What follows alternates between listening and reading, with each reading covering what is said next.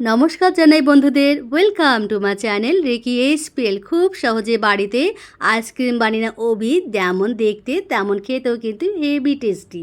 তো তরমুজ দিয়ে আজকে বানাবো আইসক্রিম। তো দেখো, তরমুজ কিন্তু বাইরে যতটা সবুজ হবে ভেতরটা কিন্তু ঠিক ততটাই লাল, দেখেছো? আর যত লাল মানে তত কিন্তু টেস্টি তরমুজ। তো এই টেস্টি তরমুজ দিয়ে আইসক্রিম তো দারুণ টেস্টি হবে, তাই তো? তো বন্ধুরা, মাত্র দুটো উপকরণ দিয়ে বাড়িতেই বানিয়ে না খুব সহজে আইসক্রিম। না প্রিজারভেটিভ, না কোনো কেমিক্যাল ছাড়াই বাড়িতে বানিয়ে নাও একদম সুন্দর আইসক্রিম। ছোট থেকে বড় সকলের প্রিয় এই আইসক্রিম। তো তরমুজগুলোকে আমি প্রথমে পিস পিস করে নিলাম, অবশ্যই বীজগুলো কিন্তু বাদ দিয়ে খুব সাবধানে ফেলে দেবো।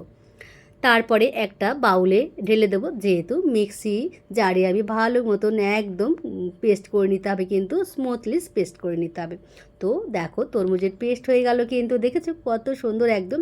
এরপরে কি করবে, ছাঁকনি দিয়ে অবশ্যই ছেঁকে নেবে, কারণ পুরোটা কিন্তু পেস্ট হয় না, যেহেতু দেখেছো লাস্টে কিন্তু দানা দানা পড়েই থাকে, সেগুলো কিন্তু আমরা ইউজ করব না, খুব সহজে ছাঁকনির সাহায্যে ছেঁকে ফেলে দেবো। তো দেখেছো কি কালার হয়েছে, দেখেছো তরমুজের যেহেতু রঙটা দেখেছো, তো দেখতে কত সুন্দর হয় বলো তো, খেতে তো আরোই চমৎকার হবে। তো এরপরে আমরা বেশ কিছুটা দই নিয়ে নেবো, 4 থেকে 5 চামচ মতো দই নিয়ে নেব।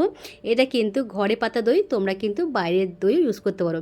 4 চামচ আমি তরমুজের জুসটা ঢেলে দেবো। আমি আজকে বানাবো তরমুজের আইসক্রিম, আবার সাথে দইয়ের আইসক্রিম। দেখো, দইয়ের আইসক্রিম কিন্তু দারুণ লাগে। এরপর স্বাদ মতো কিন্তু চিনি দিয়ে দেবো। এটা কিন্তু চিনির পাউডার আমি মিক্সিতে একদম করে নিয়েছি, খুব সুন্দর হয়, মানে সুবিধা হয়, মানে মিশে যায় খুব সুন্দর। তো দেখো, এবারে দইয়ের মানে জুসটাও কিন্তু আমি মিক্সিতে খুব সহজে ব্লেন্ড করে নেবো, তাহলে স্মুথ হয়ে যাবে। এরপরে আমি কন্টেনারে ভরে দেবো, মল্টে সুবিধা হবে ঢালতে। এবার মল্ট নিয়ে দেখো, তরমুজের জুসটা কিন্তু আমি খুব সহজে ঢেলে দেবো আস্তে আস্তে করে। দেখতে দেখো কত সুন্দর লাগছে, তাই তো?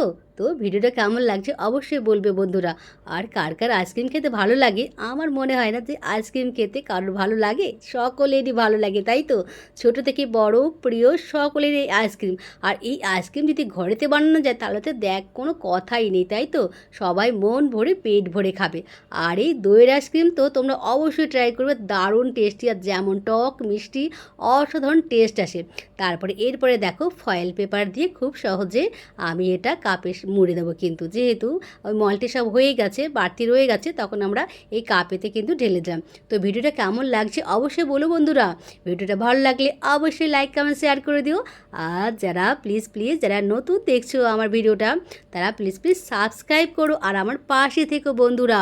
ওরা অবশ্যই কিন্তু এরকম আইসক্রিম ঘরে বানানোর চেষ্টা করবে, দারুণ খুব সহজে, মাত্র দুটো উপকরণ দিয়ে কিন্তু টেস্টি লোভনীয়, যেমন দেখতে তেমন কিন্তু চমৎকার খেতে আইসক্রিম বানাতে পারবে।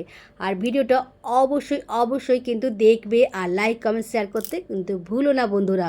আর কেমন হয়েছে কমেন্টসে জানাও। আর তোমরা বন্ধুরা কেমন আছো অবশ্যই জানাবে। দেখেছো কত সুন্দর লোভনীয় দারুণ তরমুজের আইসক্রিম, তাই তো? খাও মন ভরে, কিন্তু কোনো ক্ষতি নেই, তাই তো? ভয়ও নেই, ক্ষতি নেই, আর মন ভরে পেট ভরে খাও।